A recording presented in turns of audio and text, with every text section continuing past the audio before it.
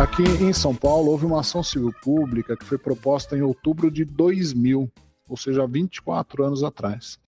Essa ação civil pública ela foi um marco, um divisor de águas aqui no estado, porque até então praticamente nós não tínhamos nenhuma diretriz, nenhuma política pública voltada ao atendimento dos autistas, né? Ela ficou conhecida aqui no estado como ACP dos autistas, né? Uma ação que tramitou aqui na Sexta Vara da Fazenda Pública aqui da capital de São Paulo, né? Ela foi proposta em 2000, foi julgada em dezembro de 2001, foi uma sentença coletiva, ainda também a gente estava começando, né, assim, a ter sentenças desse porte.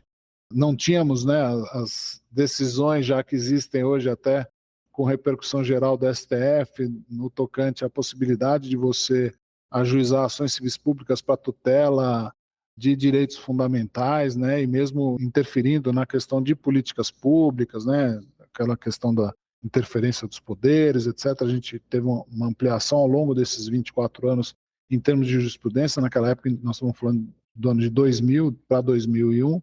Então, foi um marco muito significativo, tanto na tutela difusa, coletiva, né, do ponto de vista de sistema de justiça, quanto um marco importantíssimo para a definição de uma política de Estado que atendesse especificamente os autistas. Bastante interessante essa sentença. Eu vou só ler aqui uns tópicos, porque nós estamos falando de 24 anos atrás. A gente partiu do zero, né, para construir alguma coisa através de um processo judicial. Então não tinha essa discussão que permeia hoje, né, a questão da inclusão, tanto do ponto de vista escolar, etc. Então, assim, só para dar uma ideia do que foi fixado, né, como esse marco divisor aí, condena o Estado de São Paulo a arcar com as custas integrais do tratamento, internação especializada em regime integral ou não, da assistência, educação e da saúde específicos, ou seja, custear tratamento especializado em entidade adequada não estatal para o cuidado e assistência aos autistas existentes no Estado de São Paulo. 2. Por requerimento do representante legal, acompanhado de atestado médico, comprova a situação do autista, endereçado à Secretaria de Saúde, deveria ser protocolado, o Estado tinha 30 dias para providenciar o atendimento daquela solicitação, as suas expensas em instituição adequada para tratamento dos autistas. A instituição indicada ao autista solicitante pelo Estado deverá ser mais próxima possível da sua residência e seus familiares. 4. O regime de tratamento e atenção em período integral parcial sempre especializado deverá ser especificado por prescrição médica no próprio atestado médico acima mencionado, devendo o Estado providenciar a entidade com tais características. 5. O Estado deverá providenciar a indicação da instituição, deverá notificar o responsável pelo autista, etc, etc. Então, na verdade, você vê que interessante, a gente não tinha base nenhuma, a gente não tinha assim, nenhuma política pública, mas o cerne dessa questão, e esse é o marco, né, apesar de ele falar, né, ele fala de tratamento especializado na área de saúde, coisa que não existia, fala um pouco de instituições especializadas, né, então não havia esse conceito ainda da educação inclusiva, foi uma evolução e uma construção ao longo desses anos, mas o cerne dessa questão, e isso foi importantíssimo, ele determinou ao Estado de São Paulo que providenciasse o atendimento integral aos autistas da forma mais ampla possível nas áreas de assistência social, saúde e educação. Foi um marco porque obrigou o Estado a criar uma política que não existia. E com isso, por exemplo, né, foi criado aqui no CAISM, que é o Centro de Atenção Integrada de Saúde Mental aqui do Estado de São Paulo, uma unidade específica, que a gente chama de CAISM Autismo, que era vinculada à Faculdade Santa Casa, aqui de São Paulo.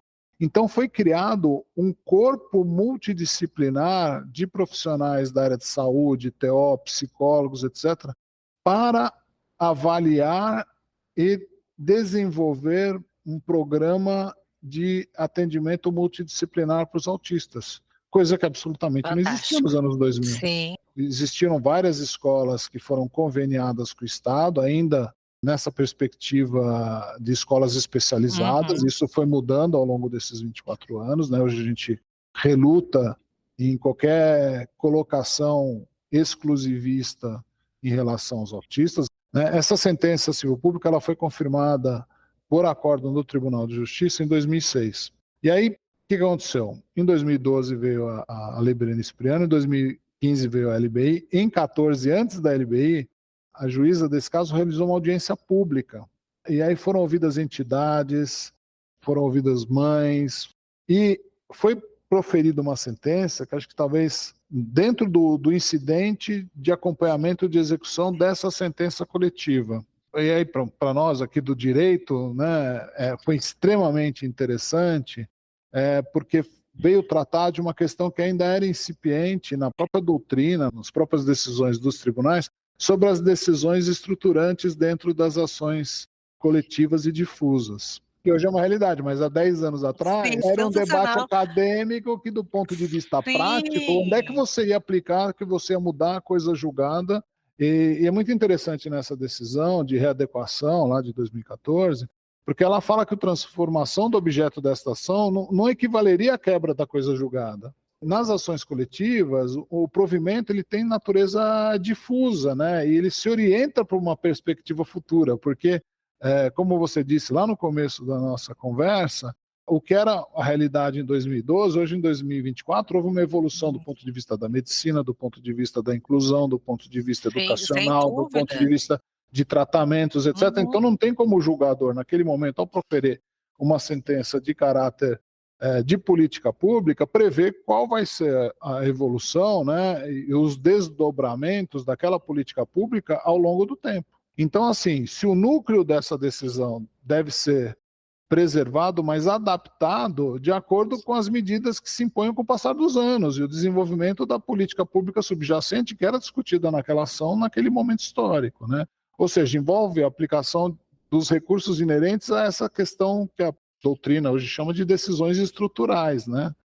Ou seja, a estrutura tradicional do direito nem sempre traz essa visão adequada, né, para o juiz naquele momento específico em que você está avaliando a omissão e a negligência do poder público em implementar uma política pública de caráter fundamental, essencial, né?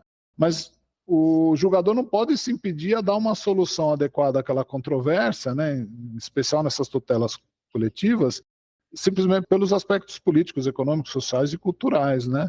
Ou seja, o título ele é válido, né? Já que o coração dessa decisão, que era a obrigação do Estado fornecer atendimento na área da assistência social, saúde e educação, ele é mantido.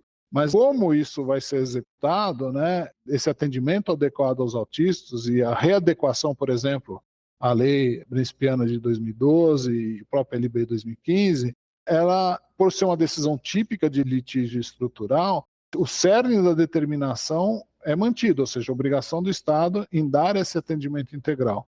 Mas o como essa política vai ser feita e as readequações, seja do ponto de vista da evolução da medicina, seja do ponto de vista da evolução social, seja do ponto de vista dos recursos assistenciais, seja do ponto de vista educacional, isso pode ser mutável nesse efeito cascata que as decisões estruturais permitem, né? Então foi também do ponto de vista jurídico e teórico, foi uma decisão muito importante, né? Infelizmente houve uma mudança da juíza que teve esse entendimento em consonância com o que a gente defendia, e esse incidente de execução ele foi extinto ano passado.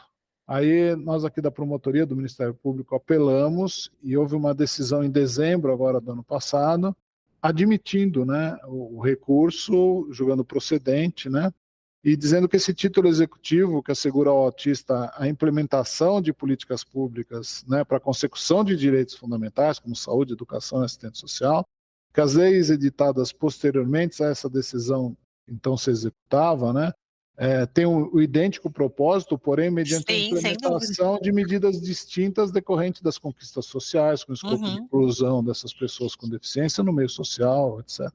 Só uma curiosidade, qual foi o fundamento da extinção?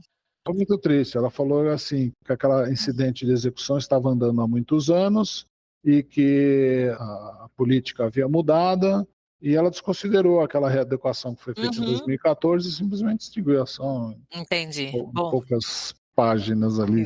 E aí o tribunal acabou dando procedência para que seja retomado o andamento desse incidente, né? Admitindo a relativização da coisa julgada nessa hipótese como forma de assegurar a proteção de direitos constitucionais da pessoa com deficiência, né? Portanto, a sentença foi reformada para que se dê procedimento do incidente. Ainda não voltou porque está lá com proposição de embargos e proposta de recurso especial extraordinário e tal, mas como não tem efeito suspensivo, a gente está só esperando a apresentação para arguir, né?